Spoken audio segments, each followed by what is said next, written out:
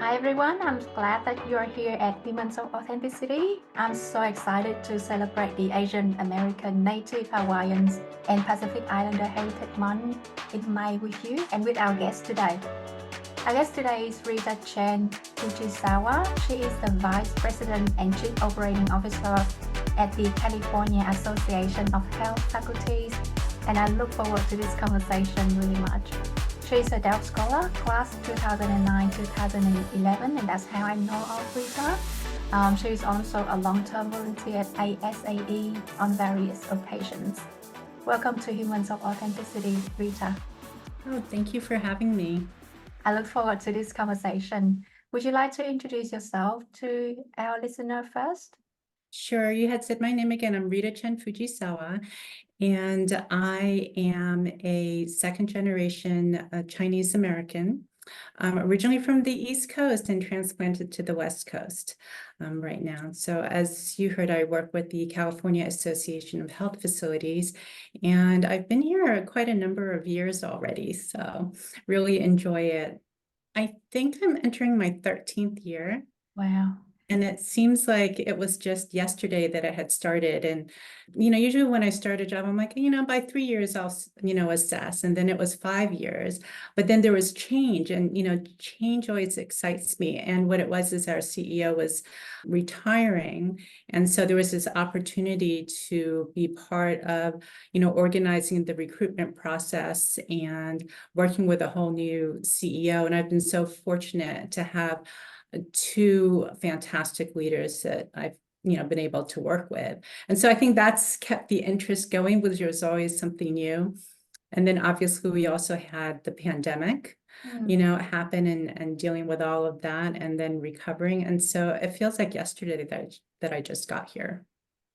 Thank you for sharing that. Let's go back a step and start with your stories. Could you share 3 things that you love about yourself with us? Oh, 3 things that I love about myself. Let's see. I love the fact that I have hobbies. I know that sounds silly, but I think it's just that, beyond work, that I have other interests that can occupy my time. Something, there might be other areas that I try to get better at, and it's just creative outlets. Having another place to go and other things to do. I think it just keeps me busy. So that's one. Is there anything else? I think it's really the creativity, allowing yourself to color outside the lines. So some of my hobbies are, right now it's card making. And, card making is really quick gratification because, when you talk about a painting, you have a big piece of canvas that you might have to cover and work over time. When you're making a card, it's like 4.25 by, 5.5 inches. So, you have that defined space, but you can do anything, so I do a lot of stamping and coloring and being able to work with art supplies. And what's fun is, flowers don't have to be the colors that you know them to be. So you can color them anything. They could be multicolored or what have you. And I think it's just the opportunity of, nothing is the same. You can't, well, you probably could, but I just can't produce 2 cards that look exactly the same, that way. Other is Zentangle.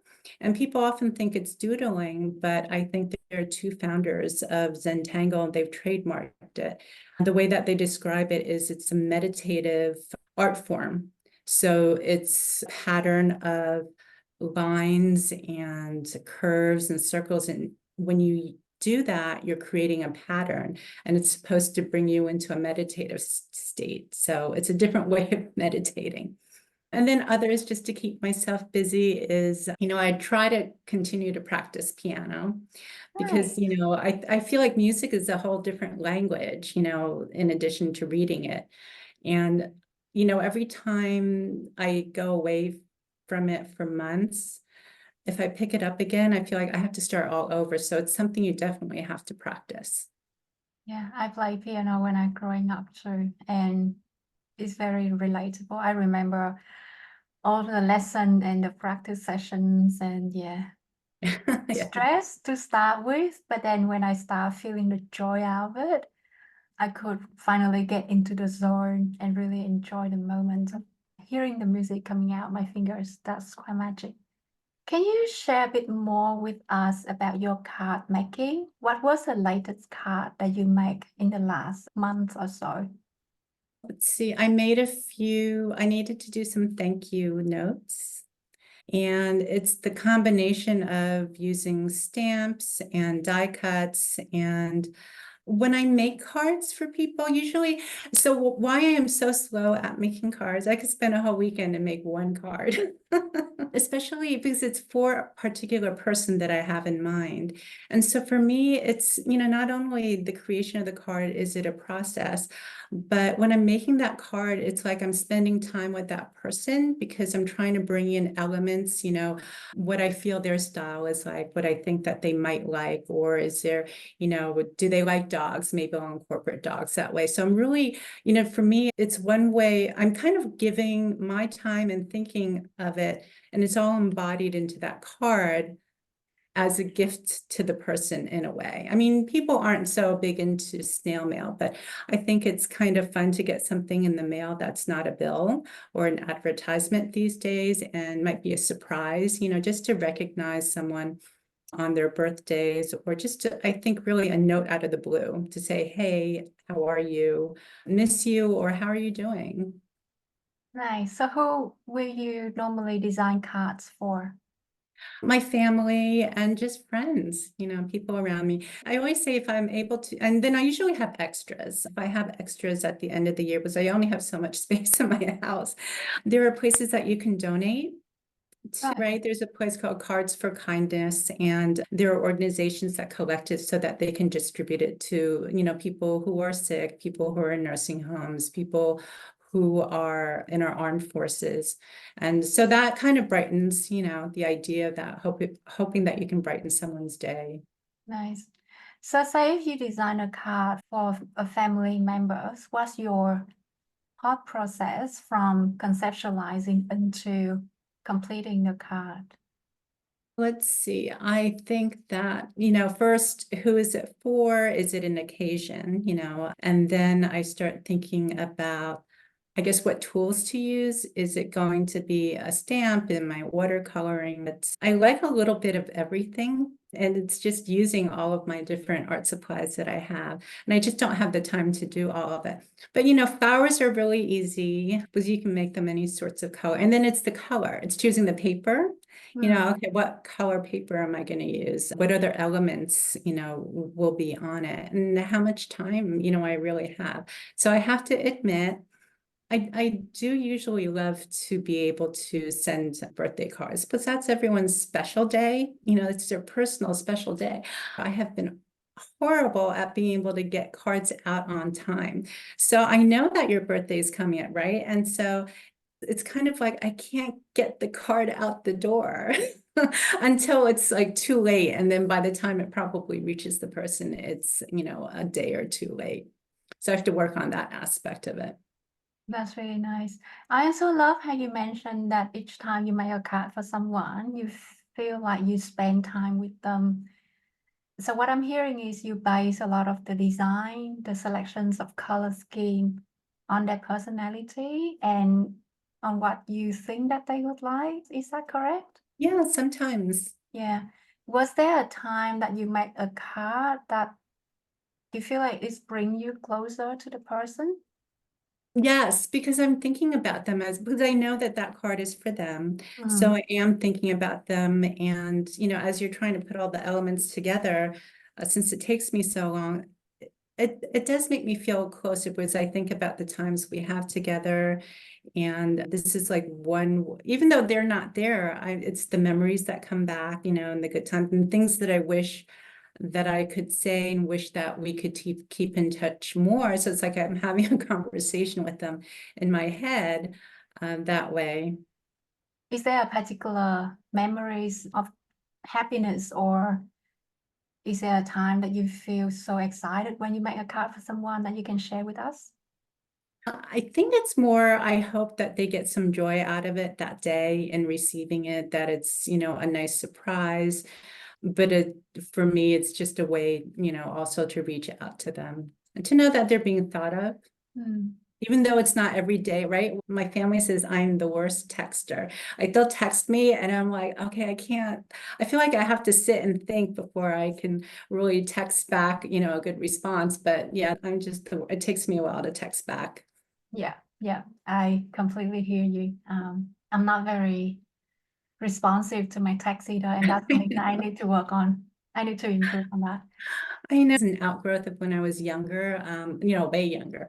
As I moved away, I had some childhood friends that were really, really close. And I guess back then we had so much to say. We'd write pages and pages and we would mail them back and forth and we'd fold them in different ways. And so it was really fun. I almost wish that I had kept some of the letters so that you can look at them now, but it would just be about everyday life.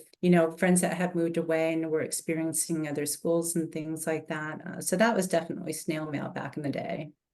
Yeah, it's a different time these days. Now, as part of your story, you also mentioned that you are second generation Chinese Americans. Mhm. Can you unpack that a bit, as in what it looked like when you were growing up and how that impact your career choice or how you show up at work today? So I am the first generation born in the United States. So my parents were the immigrants who came to the United States. And then they came in the 60s and settled. I think growing up, I don't know. I don't know that I was so conscious of being different per se, because I always lived in communities where there were no other Asians around me. I mean, we're not even talking, unless I went to Chinatown, we lived in very homogeneous, communities. So to a certain point, growing up, I felt special in a way because, I could speak a different language at home. We experienced different foods. We had different holidays. So I thought that just added to me being, that made me special or unique, in a way that way. But at the same time, you feel like you're caught in two cultures. You have one foot, in, the Western world, and you have another in more the Asian cultural world. And sometimes I remember growing up, you're just not quite sure like when you need to bring those out. This is a really simple one. It was as simple as, we would eat rice every night and, with chopsticks and have certain kinds of meals. And it wasn't until other people would be interested and they'd always be asked, do you eat rice every night? And can you use chopsticks? And, it'd be yes. But for me, going to my friend's house, like I didn't know how to set the table, with all the knives and the forks and, and how to use them. And so I had to learn that from them. And the whole idea of, I had friends whose family, like they'd have how do you make cookies? Because we didn't have that. Also in school, I think because my cultural background really interested me, whenever I could, I would do reports on China and the history and, the immigration into the United States just to learn more.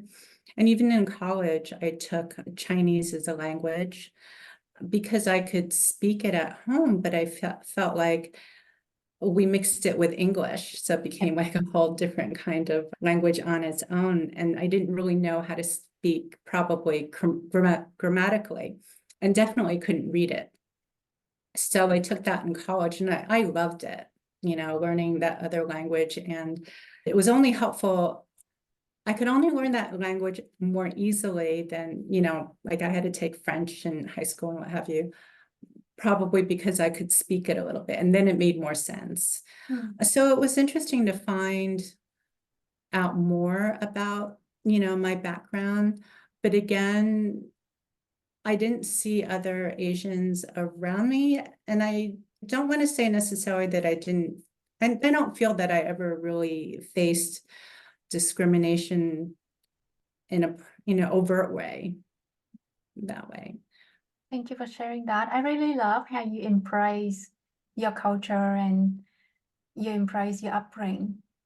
It's really cool to see that because I have similar conversations with others being born in America, Mhm. and I've heard a lot of identity confusions between their own roots and the American way of upbringing. Mhm. And sometimes it's create confusion for no reason. But from your stories, I really love how you embrace that part of yourself. Let's move to the keyword section of this episode. I provided you with a list of 12 to choose from, and you expressed that it was a difficult process for you as well. Which word did you select, and why was it difficult for you to select this word? I selected perception. It was because, all the other words have so many possibilities. You can go off on all sorts of tangents, and then they all resonate with me that way. Perception, I chose perception because I think it captured a little bit of, maybe some of the other words. Perception is how you see the world, or how I see the world, and how I see myself, and how the world sees me. So it's a little bit of everything. It's like communication. We could all be using the same words, but what I've learned is how everyone interprets it can be so different. When you're in a room and you're talking about certain things and everyone's sharing their viewpoint, it's amazing to me that sometimes we're able to actually communicate and all be on the same page, because sometimes when people talk and they say things, there's so many different interpretations of what that person had said. And some people might find it positive, and some people might be offended and find it negative, and it may not have been meant that way, but people perceived it, right, differently. Yeah. Is there an example that you can share with us? No, not other than, just what comes to mind is just being able to, I think maybe one way to describe it is in emails, right? Someone intends to write something positive, or the way that they phrased it really was neutral, but someone else read it and was like totally offended because they used the wrong word, or they read it differently, because you don't hear the tone, right? You don't have that human element in there to help define it. And so sometimes that's where you find conflict. You mentioned something earlier about perceptions, and what I'm hearing is 4 different elements of perception here. So you mentioned how you see the world, how you see the world see you. You mentioned how you see yourself in that equation. Are you comfortable with unpack each of those elements in this conversation? You'll need to cue me. Yeah. So let's go with how you see yourself in this world, in your context. How do you see yourself? How do you describe yourself? Well, I alluded to some of it in talking about my identity, being Chinese American and growing up that way. Personality-wise, when I was younger, I was very shy and quiet and introverted. I feel like I'm all of those, right? And I felt like that was me and that was my personality. But sometimes the perception of others, of the world, let's say, I don't know when to say this word, but people attribute it to the fact that I was Asian. I actually had someone say, well, you're quiet because, you're Asian and you're an Asian woman, which I didn't care for, which, I said something to him about that. So when people tie the two together, I don't necessarily agree, but I have nothing to say again. That's their opinion. That's fine. But because I know who I am, but I don't feel that because I'm Asian, that's why I'm quiet and reserved. I feel like that's my personality. Because if you meet my sister, she's the total opposite of me. And she is just so, great, because she's so extroverted and she's so bubbly and she's so personable that way. And I just happen to be reserved, and that's just me per se. So I think that that might be the different perception aspects that I look at. The other is I felt that, for so long, I felt like the world was just so much louder than I was, and everyone was so much more articulate. I felt that the shyness and the quietness held me back. I think there was a breakthrough moment that I had once.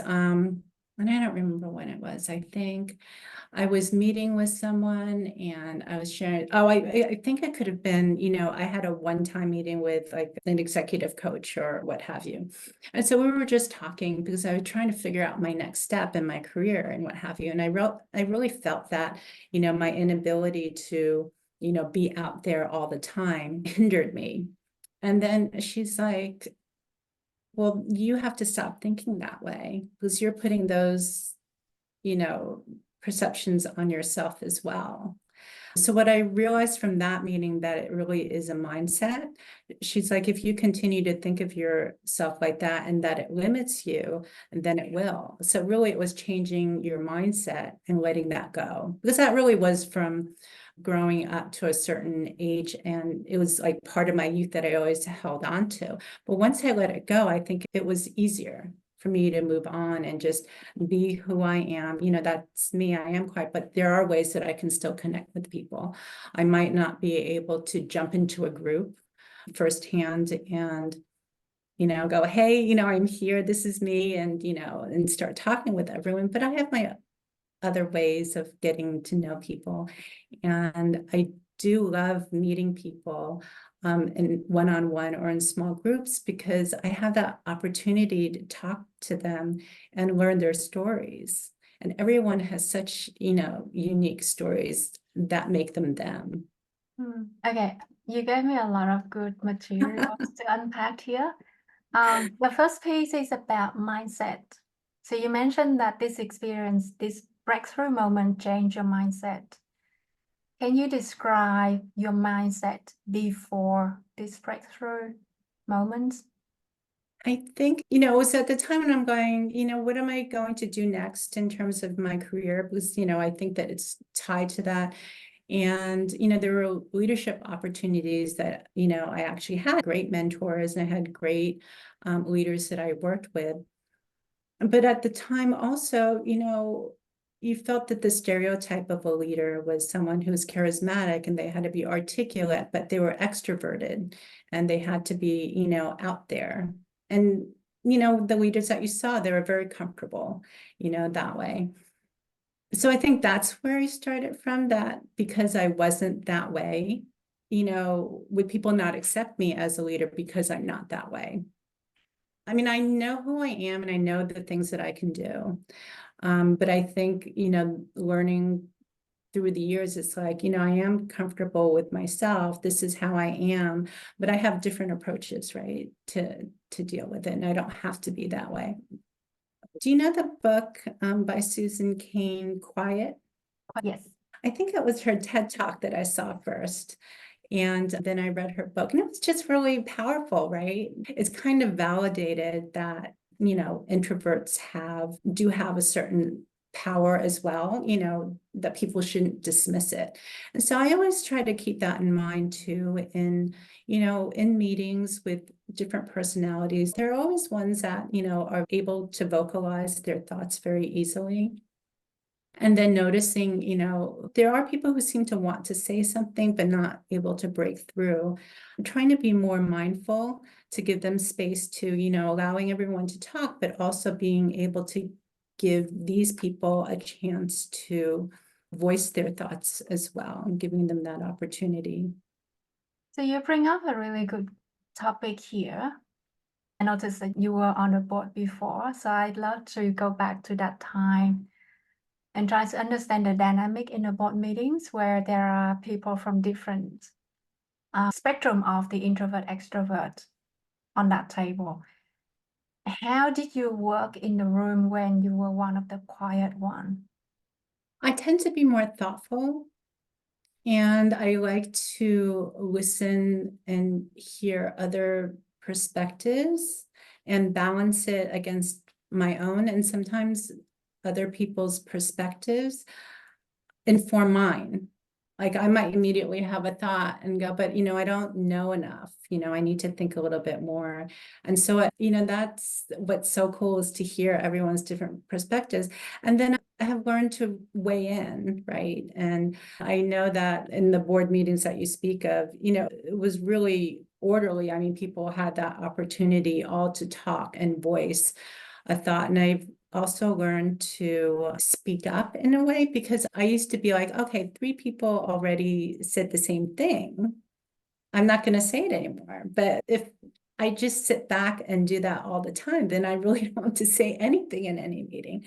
So, I've learned that, whatever I do say, even if it's repeated, either I can validate the point that's being made or give another example that I am able to contribute in a particular way. That's cool. So you talk about learn to speak up. How do we learn it? What's the practice to speak up look like? I don't know. Let me think. Let's see. I think so this was me younger, being inhibited, Yes. perhaps. I think it's just trying to take that away. And I don't know if age does that as you get older, you just don't care anymore.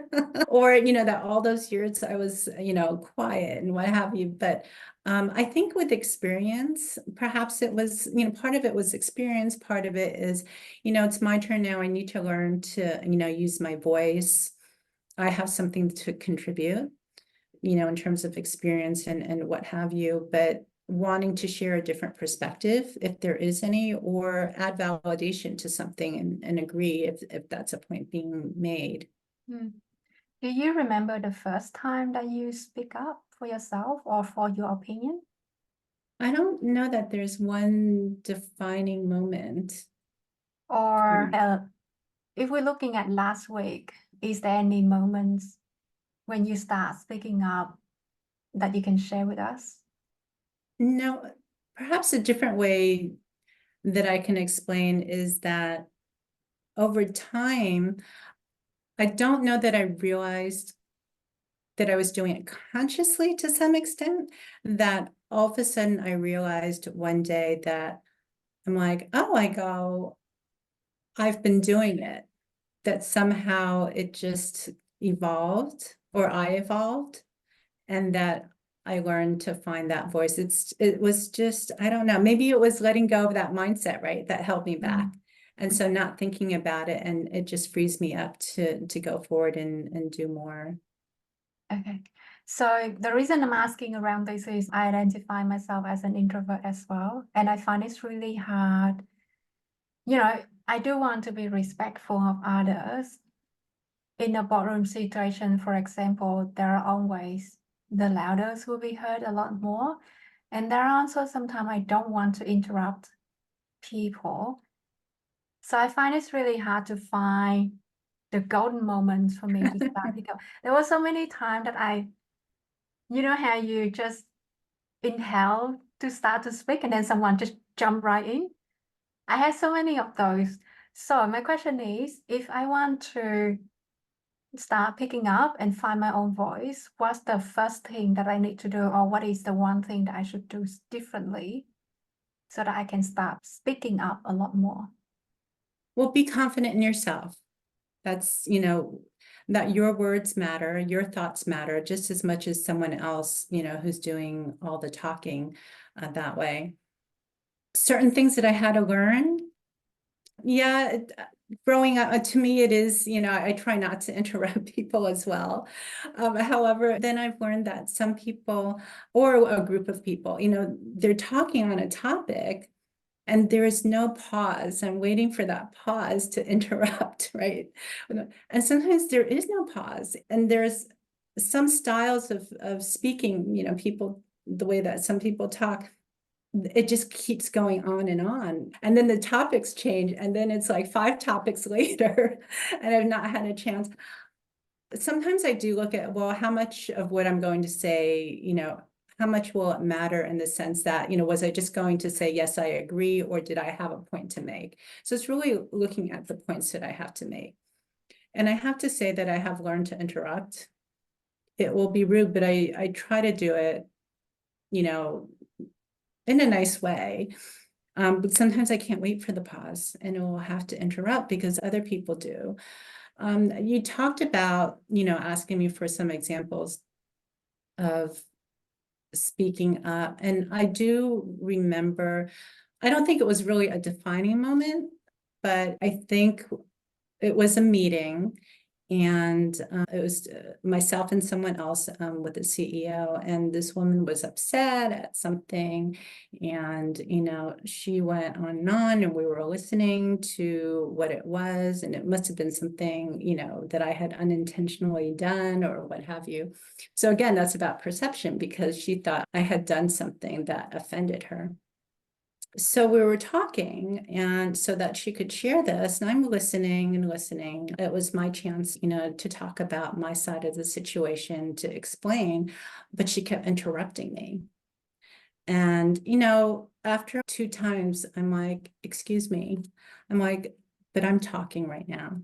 And then I start talking again, and she did it again. I go, I'm talking. I go, you had your chance, let me finish what I have to say, and then you can continue on. And I think it's just letting people, know that there's, to me, it tells me that they're not listening, or they're jumping in to defend themselves, and they can speak, but I think give me some respect of time and let me finish my thought first. That is really cool. Do you remember how you felt at that moment? And yeah, I don't have a word to really describe it. It's just like, I'm able to, at least say what I am feeling at that moment. But I still want to do it respectfully. And Yeah. I feel like I was still able to be professional and accommodate, that aspect of it, and be able to say my piece. Yeah. The way that you describe it, I visualize it as you really stand strong for your positions, and after you get all of the thought formulated, because that's what I normally do as well, formulating the thoughts and start putting the sentences together to let it out. And that's one part of it. But it's also the hold strong to your position to make sure that everyone's listening to you. And I think that's the second piece to it. And I think it's a bigger piece to it as well. Because we all have something to say, but not all of us are willing to hold on to our position so that we can say it, which I really see through clearly from your stories. Go back to that perception. We talk a lot about how you perceive yourself. If we flip the coin with the question, how does your peers perceive you? What's your response to that? I think hopefully they feel that I'm approachable. I may be more reserved. I may not be as quiet as I used to be, which might be a good thing for me, but still reserved and thoughtful, professional in the workplace, having credibility. And did I say thoughtful as well? Did I say thoughtful already? We can say it twice, that's okay. So some of those nice, the word nice always comes up in a lot of different contexts. At one point, I heard someone, I was like, I didn't like the word anymore because I don't remember what it was, but at one point I kept thinking, okay, you keep saying I'm nice. Does that mean I'm ineffective? So, but that was a while ago. And hopefully people feel that I'm friendly. Are you comfortable to unpack that nice versus ineffective for me? And this is a perfect example of perception. What makes you equate nice with ineffective to start with? Feeling ineffective. Well, I think when you're talking about leadership, because everyone's like, oh, you're too nice, right? You're not able to stand up to other people or strong personalities and deal with conflict. But and I don't remember how long ago it was. Maybe it was in context with interviews I went on, or those personality tests, it's self-personality behavioral assessments that you have to take. I don't know where it came up, but it's kind of like, when you go through phases and you hear different things. But I know that with the kind of job that I have here and what I've had to do in the past, you can't always be nice, right? You try to do it in as nice a way as possible. But, when you're hiring and you're firing and you have to deal with conflict among team members, it's not easy, but I have to deal with it. Right. So I have to address it. It's uncomfortable, but over the years, I've really learned, it's part of my job, so I have to do it. Thank you for sharing that. I have one more questions about that introverted elements of your story. As a leader in this space, what can we do to make sure that introverts feel included in our operation? In an event, going, let's say, into a reception, because going into a room where you don't know anybody, can be daunting. But I think things that I've learned to do that I really loved is now being able to, go into a reception by myself. I don't have a friend or a peer with me that way. And then you just learn to meet people. I mean, you will end up meeting people along the way. So I'm comfortable with that. And then in remembering that time when I am with people and I see someone who might look a little bit lost, to try to draw them in, or, just to introduce myself and what have you. That way, of course, I'm always thinking, oh, no one else feels as, as nervous as I do. But, I don't even try to think about that. I just want to be able to reach out to someone and be able to meet them and, draw them in. So if that's in a social or a group setting, that way, when you see someone on their own or it's a little set apart from the group. So you don't ever want people to feel excluded. And early in my career, I remember going to these receptions. And I mean, at that point in time, everyone was really older. And my very first one, I always remember that. And it's like my other coworkers were not with me to introduce me to anybody. But it was a tough crowd, because I went there and you try to, everyone's in their little groups. And usually I think, especially with ASAE, there's such an open group of people and so embracing and open to meeting other people who are new as well. But I was in this reception and people were in their groups and I knew nobody. And you try to walk up and introduce, they just continue to talk among themselves, did not even acknowledge, that I had come by and walked there, and there was no way to even meet anyone. So that was a very closed feeling, and that felt really cliquish and what have you. So that stays in my mind. So I don't ever want anyone to feel that way. So then in a meeting context, for example, how can we as leaders run our meetings so that our introverted peers feel more included? With that, I think it's being mindful of, making sure that everyone's had an opportunity to speak and say their thoughts. It doesn't mean that for every meeting, someone always has to contribute, because they may not really, they're, just following the conversation or they're just not tied into it. But just, I think, paying attention that someone might have something to contribute. It does involve you perhaps calling on them. But they have that option of, oh, I don't have anything additional to add, but it gives them the space for a moment. It gives them a pause to be able to add their portion of it. But I think it's also recognizing some people need to process.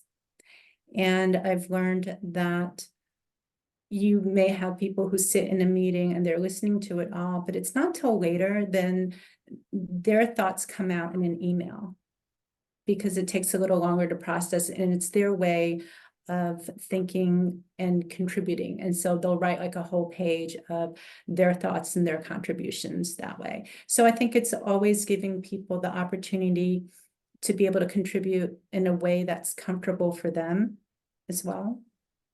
Yeah, you just remind me of two scenarios I've experienced about inviting everyone to speak up. I've had situation when we are at a minute before the end of the meetings and the chair start asking, is there anyone else has anything else to say?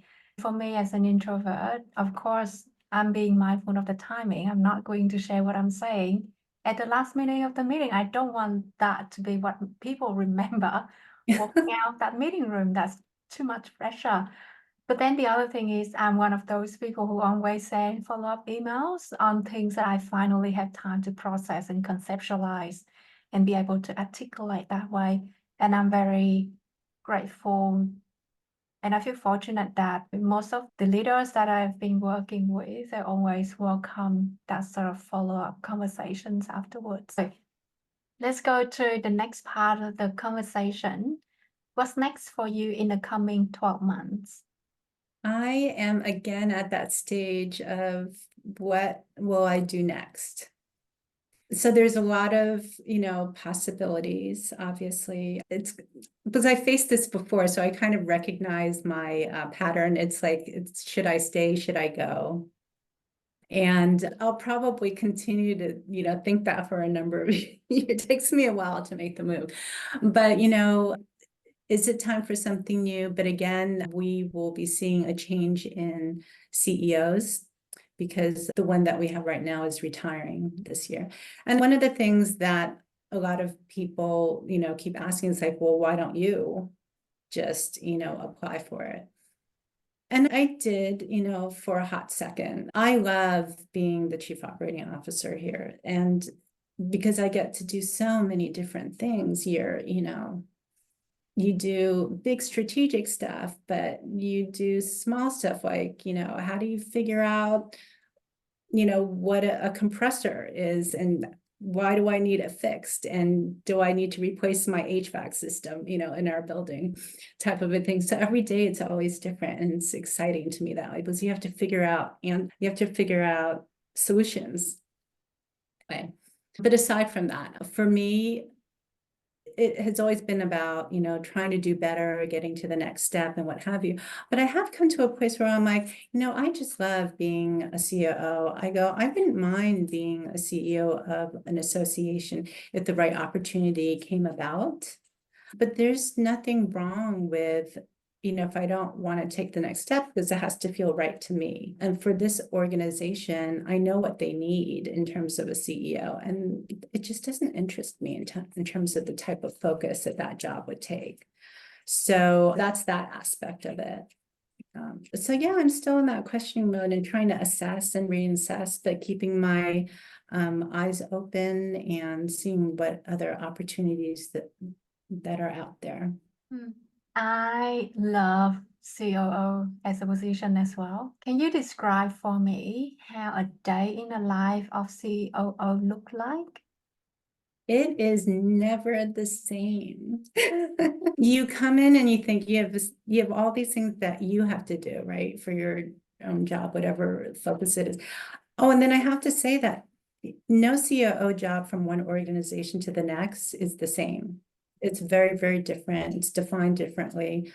So I can say that the job is not the same every day. I may think that I'm coming in and I have to think a little bit more about what our framework for strategic planning may be, but someone will come in and, there might be an issue with the building. So we'll need to take care of that. Or we need to recruit.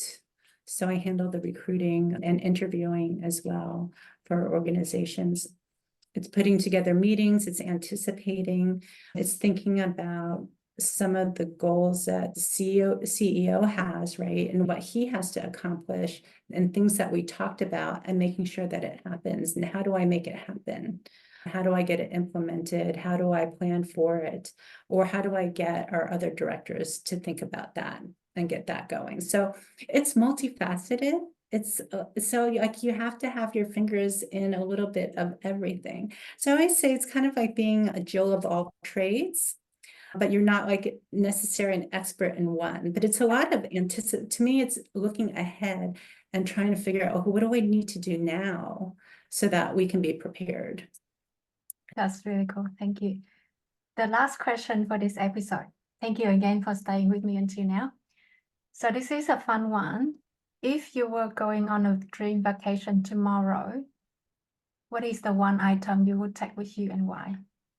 So, like I'm thinking too hard now. I want to tell you what immediately the image that popped into my head without even thinking about it. So I don't know if I'm able to answer it, is I'm thinking like a pad, not a pad, like a notebook and a pen. Nice. Because you can write, you can draw, you can do all sorts of things with it. Yeah, and I'll probably bundle in with some color pencil as well so that we can just color up the drawing. Thank you so much for that. It's really cool. This is the end of our episode. Thank you again for your time and sharing your stories and being very open to all of my questions. I really appreciate that. Oh, it was so fun talking to you. So thank you for having me. Thank you. That's it for today's episode. Drop your thoughts in the comment section. I'd love to hear your take on the chosen keyword. Have a lovely time and thank you again for spending time with Humans of Authenticity.